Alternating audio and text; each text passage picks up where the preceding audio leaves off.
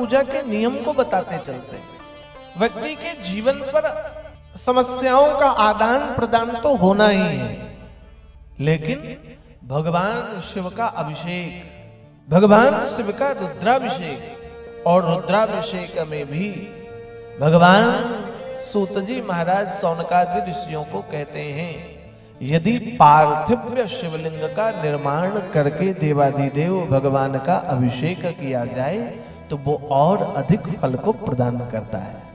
पार्थिव शिवलिंग का मतलब, पार्थिव शिवलिंग का मतलब जिस शिवलिंग का निर्माण मिट्टी से किया जाता है, जिस शिवलिंग का निर्माण मिट्टी से हम करें, और मिट्टी से निर्मित शिवलिंग, मिट्टी से बने हुए शिवलिंग का पार्थिव निर्माण करना चाहिए।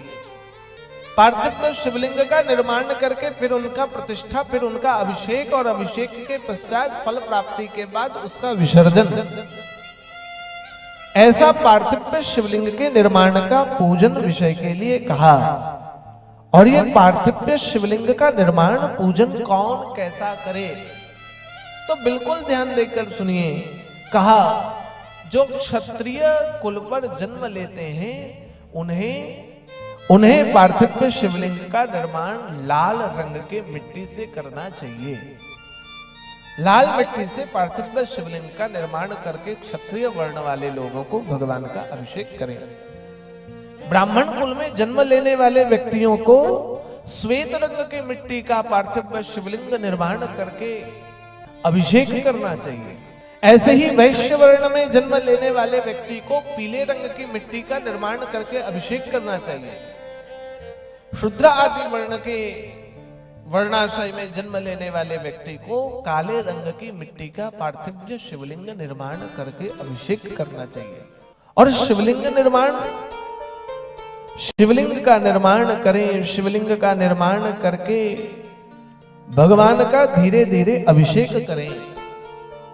और इतना ही नहीं, सौनकादि ऋषियों ने सूत जी महाराज से जब पूछा कि पार्थिव शिवलिंग कितना बनाएं, कैसे बनाएं, तो कहते हैं जो विद्यार्थी हैं, जो विद्यार्जन करना चाहते हैं, जिनमें विद्या की कमी है, पढ़ने के बाद भी मन की अस्थिरता रहती है, ऐसे व्यक्तियों को 1000 पार्थिव शिवलिंग का निर्माण करके उनका अभिषेक करना चाहिए।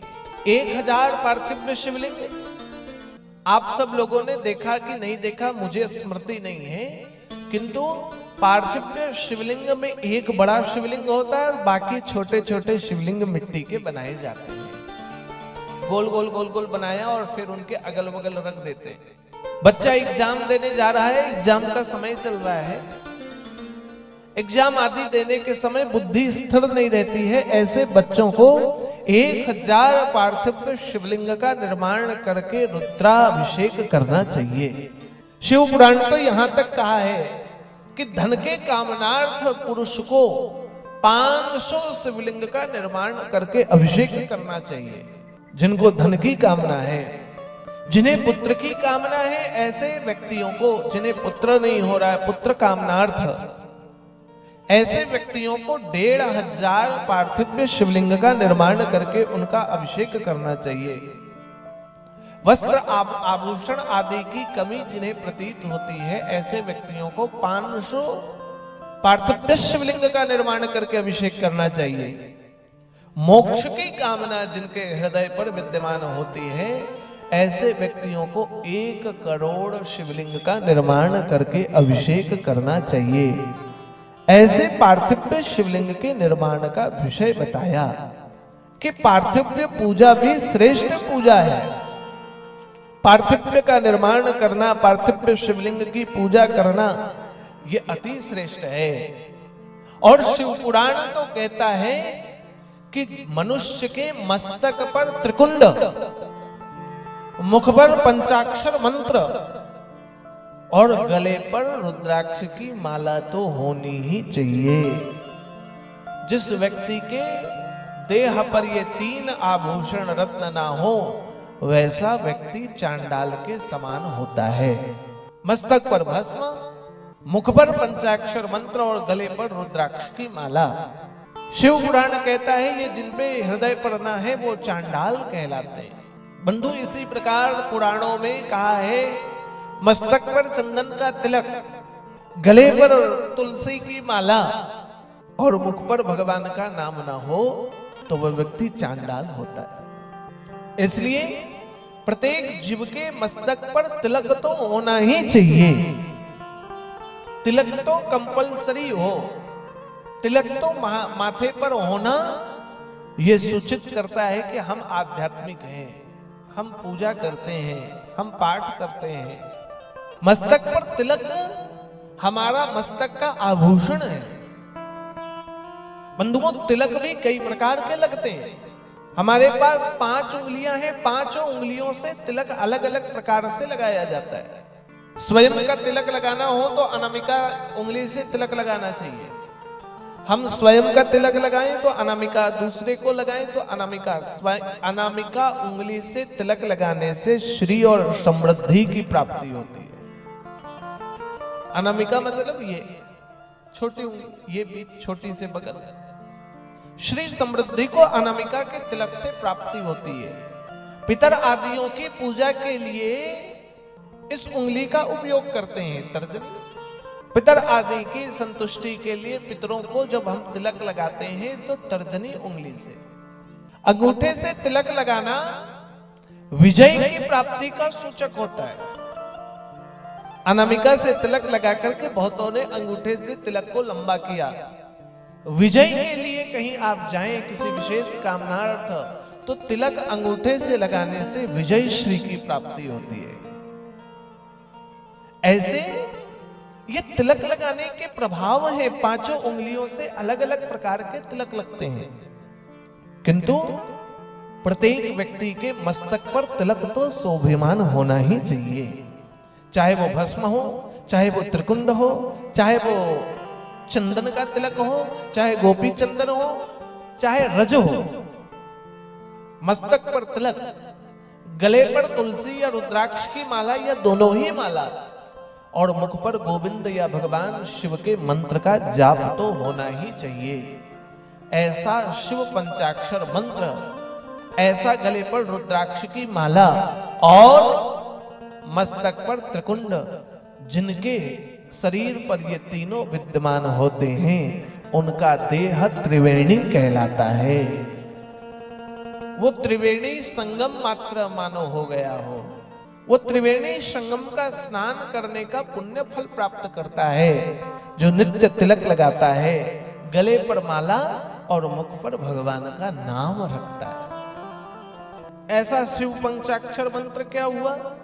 तो शिव पंचाक्षर मंत्र कहा ओम नमः शिवाय।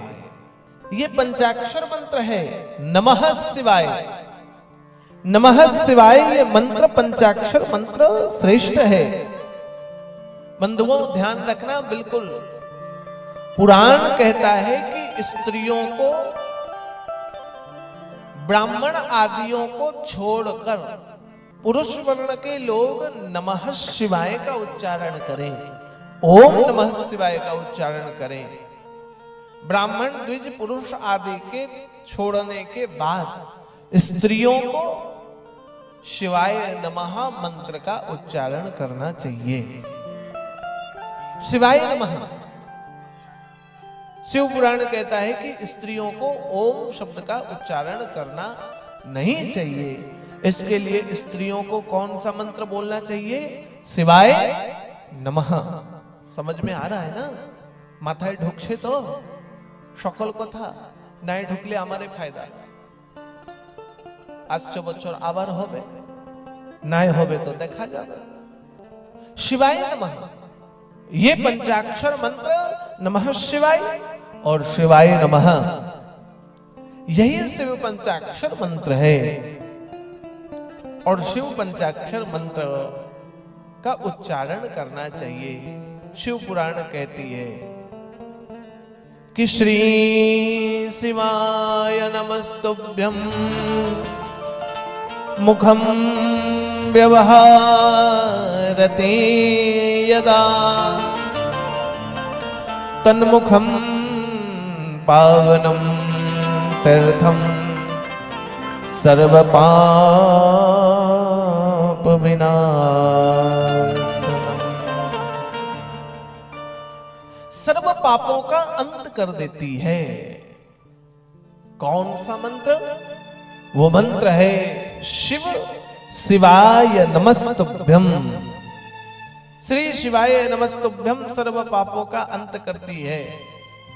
सभी पाप का अंत करने वाला मंत्र शिव शिवाय नमस्तुभ्यम। शिव को ही हम प्रणाम करते हैं।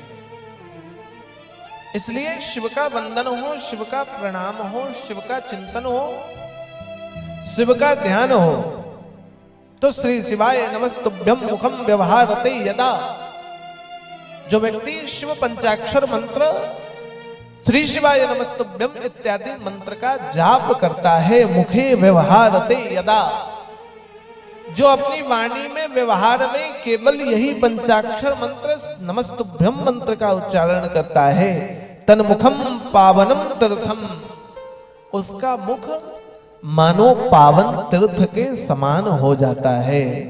वह समस्त पापों का अंत कर लेता है।